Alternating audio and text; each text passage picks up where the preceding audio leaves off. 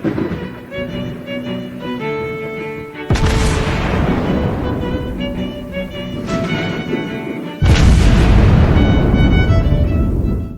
everyone, and welcome back to World of Warships Blitz with Terry. This is my Chung Mu. I just unlocked this ship. I only played, I think, one bot game and one actual game in this thing. And this isn't going to be a full review. This is literally just me going to show you this game, because I found it was really, well, first of all, it was entertaining. It was quite tactical, and it shows a lot of the things that the Chung Mu is capable of, and a lot of the things that the Chung Mu isn't capable of. So, for context, the Xianyang at tier 8, I really like this ship, and I haven't seen the Pan-Asian destroyers quite that much in higher tiers. So, I was keen to see how the tier 9 is going to compare.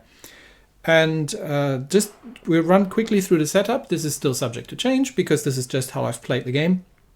I'm using the advanced torpedo instead of the advanced gun director, because for me these are starting to become more like torpedo boats. It's not that they can't use their guns, but torpedoes are great here. I think both are good choices, the range and the better torpedoes. I'm using the main battery mod 2 for when I have to use the guns, because I do like to use the guns, so they're not complete stealth boats. And otherwise a completely stock standard destroyer setup. And my commander is freshly moved, actually not moved, because I'm leaving the commander on the Xianyang, so I am actually starting with a fresh commander here. With a slightly different setup, because I am going with the emergency response instead of the underwater protection, because really for destroyers it doesn't make a huge amount of difference. If you get hit by torpedoes, you are in trouble, and you shouldn't be. So other than that is a very basic commander. So let's look at one of the first battles that I have played in the Chung Mu. It is a tier 10 battle, and we're facing double Vermont, Izumo, Rhone, and double Shimakaze in center control on cage. Now, we do have a couple of capable players on our side, so let's see, and we've got a Freddy, let's see how things are going to be working out. And yes, that's me and my Chung Mu with just a free camo and try with a very basic commander. We'll see what we can get up to. Now, Pan-Asian destroyers I really enjoy, but they have deep water torpedoes, which means if you're facing enemy destroyers, you're not capable of counter-torpedoing them. And I would assume that a lot of them know that as well, so you do have to be somewhat careful. You have, however, a radar. I would have loved to have another charge of that, but we're going to use the engine boost, get up to almost to 41 knots, and then head into the capture circle. And I'm switching to the armor piercing, because this thing is actually, I believe, a Fletcher class. So the guns are somewhat capable of doing something. And we will see what the rest of my team is going to get themselves up to. But I'm going to get into the capture circle, try for an early cap. It's a concealment build, obviously, and just without the camo. I think this is a speed camo, but it's got really good bonuses on it. And yes, obviously, the enemy team is already in the capture circle as well. So we are going to face enemy destroyers, and we can't torpedo them. There's the Shimakaze, and we've detected, we spotted each other. So immediately going to start opening up at that thing. He has dropped torpedoes. He's dropping smoke, but he's way too aggressive, and I have radar. So and I've got a bunch of cruisers next to me. So turning away, that should hopefully avoid the Shimakaze torpedo drop. And there it comes. Actually, he's dropped late, but he's now run into an island, and I am going to smoke up myself because I'm getting shot at. But that also works for the rest of my team here, and we can keep shooting at the Shimakaze. There come some more torpedoes over from that side, but that Shimakaze has been way too aggressive and thought that he could smoke up and get out of it. Not with a Pan-Asian destroyer around, because these things have radar. So everyone's been shooting at that overly aggressive Shima, and that's a good start for the round, because we're now controlling the capture circle, and we've almost got the Shima sorted. Yep, a small one takes him out. Nicely done. So that's one Shima down. That's a bot Yugomo. I'm not too concerned about that thing, but it does need to go. because these things potentially negate smoke screens. Not mine at the moment because I don't have one ready. Let's get rid of it. Okay, Yoshino takes out the bot Yugumo, and the capture is ours for now. Now friendly bot Gearing is bimbling around in the capture circle, and other than that, not really. Now it is possible that the second destroyer is in the capture circle. Nope, there's the Shimakaze. Okay, I am spotted. I'm just gonna wait and hope that I can get my concealment down. But yeah, there's a Shimakaze, obviously. And I wonder if that Vermont wants to come out. Come on, concealment, go down. There we go. I wonder if that Vermont wants to come out. It looks like he's actually moving forward. So I am going to drop just in case he decides that he wants to come to poke his nose around. And I think Shimakaze is now in the capture circle. Vermont doesn't seem to be making a move. Maybe, maybe not. Nope, there comes the Shima actually. Okay, let's move ahead and engine boost up and start taking on the Shima. I'm just going to drop the torpedoes in the direction of the Vermont, who just fired at me, I believe. and yeah, dodge the inevitable Shima torpedoes. But yeah, that Shima is now also open water gunboating, which is not necessarily what you do in Shima. And I've got 2 torpedo hits on the Vermont, but obviously he did not have any interest in coming out of there. But I do have to be careful. Once that thing's reloaded, he might be shooting at me.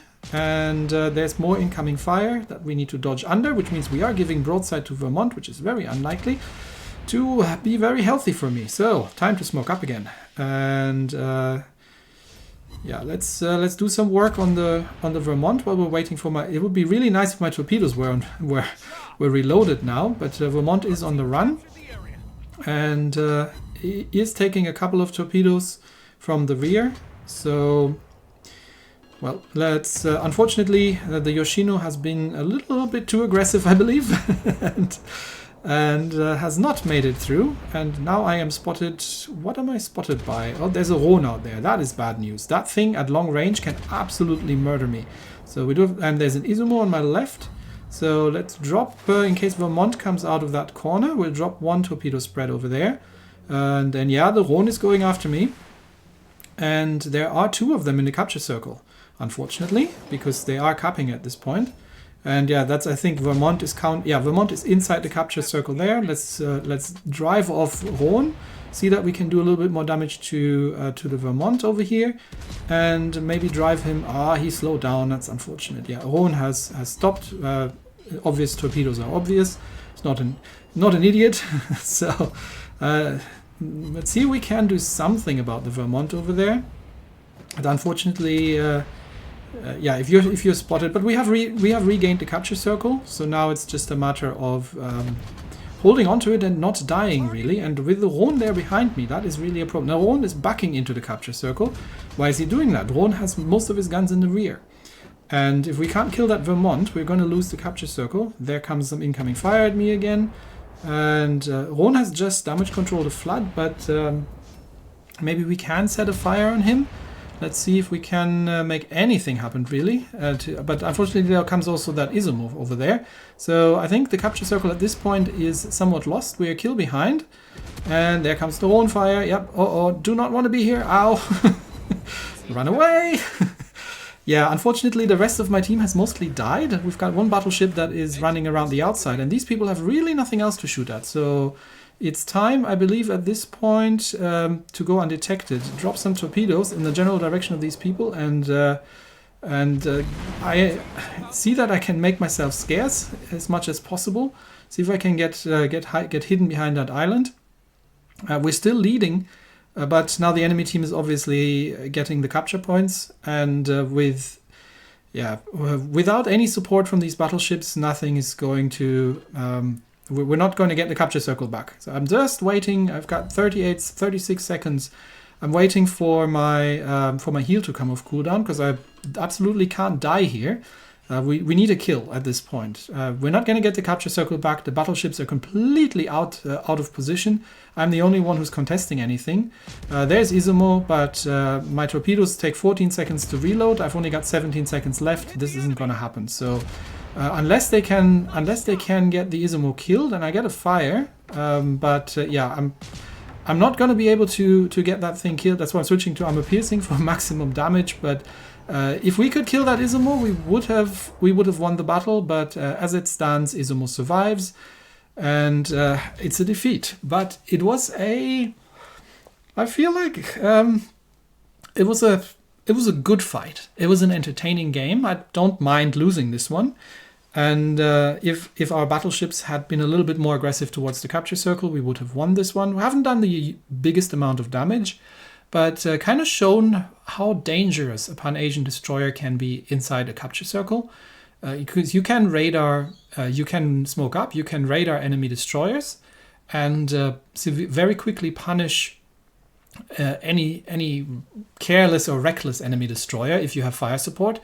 And you can use the deep water torpedoes to relatively good effect when it comes to pushing away larger targets, because they are hitting quite hard and are quite dangerous. So all in all, I'm looking forward to that ship. Tier 9 in destroyers is generally not that bad, so there we are. And I will do a full review once I've got a couple more games under my belt of the Chung Mu. But that was just a bonus one for you. Have a good week, and I'll see you all next time. Bye-bye.